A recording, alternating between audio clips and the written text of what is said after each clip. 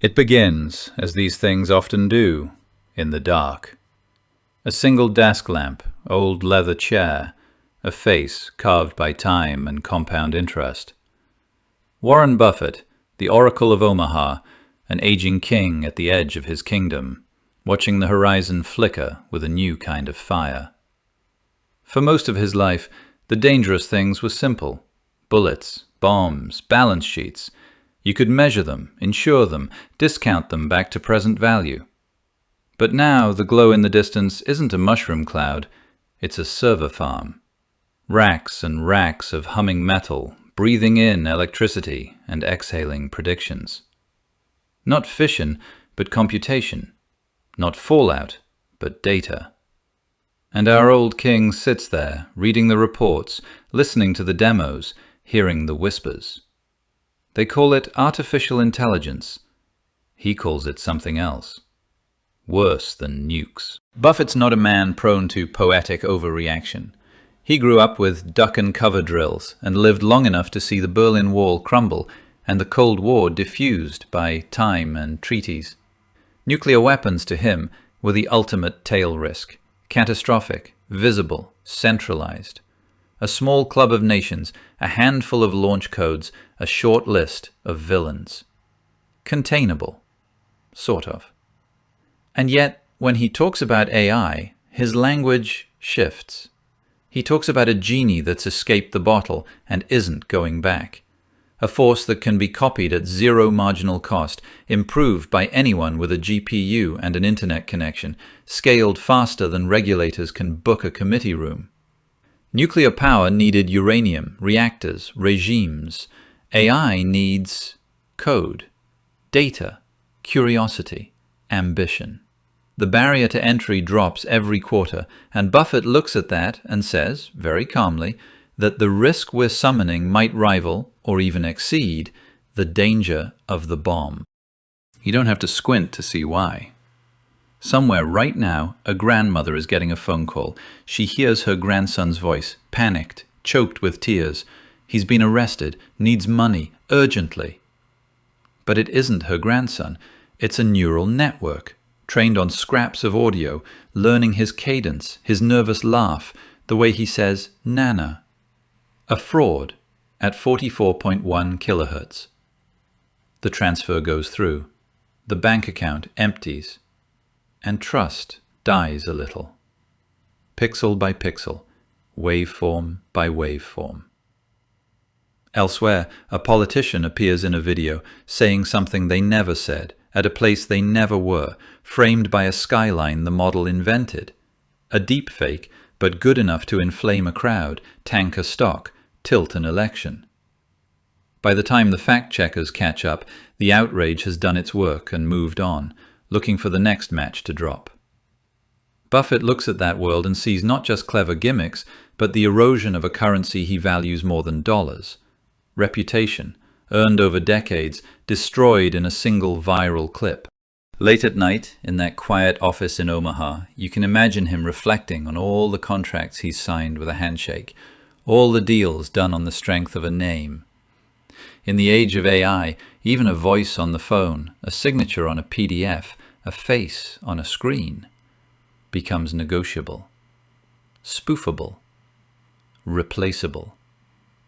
The moat around truth, once guarded by scarcity and friction, is being dredged out by cheap generative models. And that's the part that really sticks in his craw. Once this genie is out, every fraudster, every propagandist, every bored teenager with a grudge gets access to tools that used to belong only to spy agencies and studios. With nukes, we feared a few fingers on a few buttons. With AI, Buffett fears what happens when there are too many buttons, and they're all labeled enhance. Meanwhile, in the markets, the battlefield looks very different. You've got fireworks going off over every company with AI in the slide deck, chip makers melting upward, software giants racing to bolt co-pilots onto everything that moves, startups calling themselves the chat GPT of whatever. Ticker symbols become talismans. Nvidia, Microsoft, the whole screaming chorus. And in the middle of that frenzy, there's Buffett, sitting on a mountain of cash, twirling a metaphorical coin between his fingers, barely moving. It's almost spooky how still he is. Berkshire Hathaway's cash pile has swelled to eye-watering levels, tens of billions just waiting. In an era when everyone's terrified of missing the next wave, he's more worried about surfing into a reef he doesn't understand. He's never been shy about it. Highly speculative tech bets aren't his style. If he can't sketch the cash flows on a napkin, if he can't see where the customer, the product, and the profit line up in a boring, repeatable way, he'd rather pass. And AI, especially the frontier stuff, the foundation models, the bleeding-edge chips, that's a thicket of hype, technical opacity, and regulatory fog. So instead of playing the front line of the AI arms race, he camps on the supply routes. Think about Berkshire's crown jewels. Apple, a consumer tech empire with an installed base that's practically welded to their devices. Railroads and energy and infrastructure businesses that move electrons and atoms no matter which large language model is winning this quarter's benchmark. Insurance, utilities, industrials, all these steady engines of cash that'll still be spinning long after today's hottest AI startup has pivoted 3 times or disappeared. Apple's a perfect example of his indirect AI posture. He's not betting on who builds the smartest chatbot, he's betting on the device in your pocket remaining the default gateway to whatever AI you end up using. Whether the intelligence lives on the phone, in the cloud, or at the network edge, someone's got to make the hardware, the operating system, the ecosystem you trust, not to set itself on fire. Same with energy and infrastructure. Those data centers need power. Those fabs need logistics. Those cloud regions need fiber, cooling, land.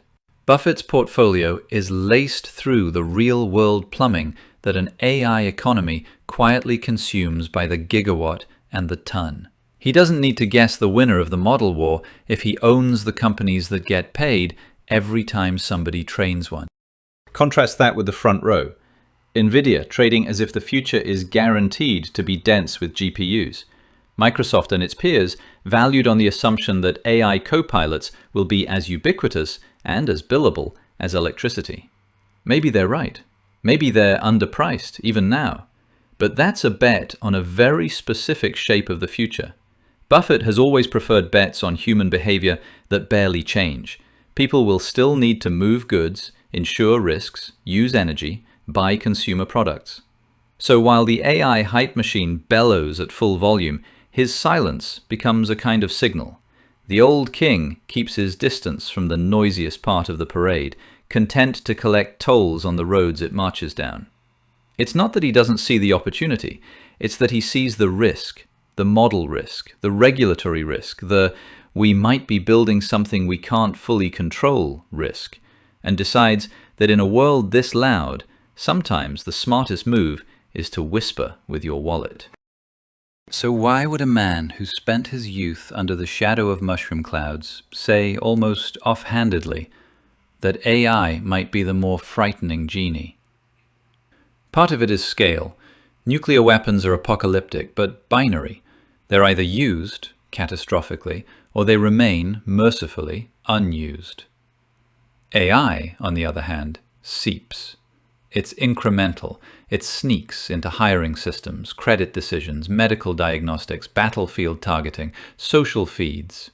It doesn't announce itself with a blinding flash. It just adjusts the odds, tilts the playing field, one quiet optimization at a time. When Buffett talks about that, he sounds less like a stop picker and more like an actuary staring at a row of unknown variables. He knows how to price tail risk when the distribution is at least vaguely familiar. With AI, the distribution itself might be shifting under his feet. And he's not alone in that unease. Across boardrooms, you can feel this weird combination of greed and dread.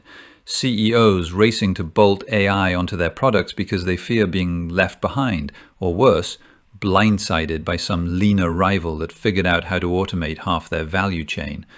At the same time, those same executives sit on stage and talk about existential risks, about the need for guardrails, about pausing, slowing, aligning.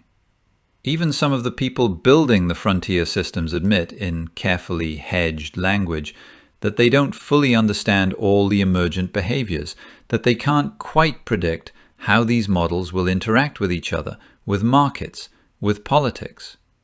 Buffett hears that and, I reckon, thinks, if the engineers aren't fully sure what they've made, what business does an investor have pretending the risk is neatly quantifiable? Regulation, of course, limps along behind. Committees form, reports are drafted, voluntary frameworks are announced. But unlike nukes, where a relatively small number of players could be pressured into treaties and inspections, AI is fractal. Open source models replicate like spores. A model trained in one jurisdiction can be run in another with a few keystrokes. Enforcement becomes theater. Compliance, a suggestion.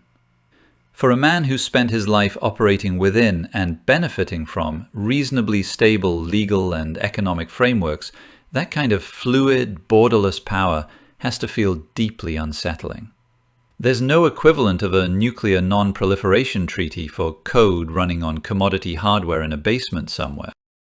And this is where the story turns cinematic. Picture it. The old king wandering his vaults, running a hand over the ledgers and stock certificates that built his empire.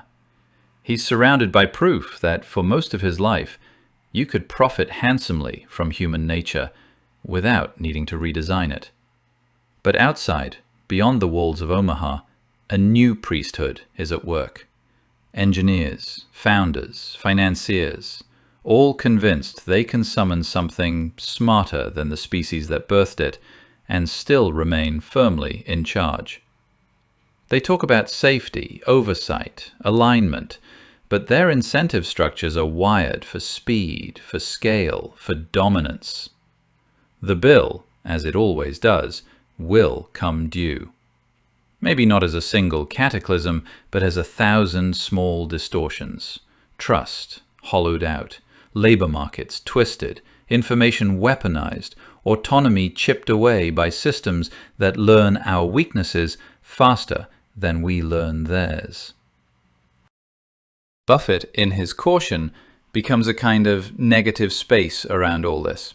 His reluctance to plunge into the hottest AI trades is more than just conservatism. It's an implicit question. What does it mean to build machines that may outpace not just their creators, but the institutions designed to contain them, while the primary beneficiaries, the shareholders, collect their dividends and move on? Who holds the liability when the Genie rewrites the rules? The investor? The engineer? The regulator who showed up late to the party? In the end, maybe that's why an old man who's seen the worst of the 20th century looks at AI and shivers just a little.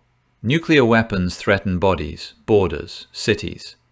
AI threatens something more diffuse, our shared sense of what's real, who's in charge, and whether the systems we unleash will still recognize us as anything more than a data set to optimize.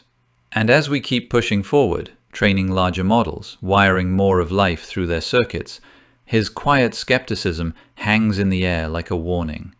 Power without full control is just a very expensive form of Russian roulette.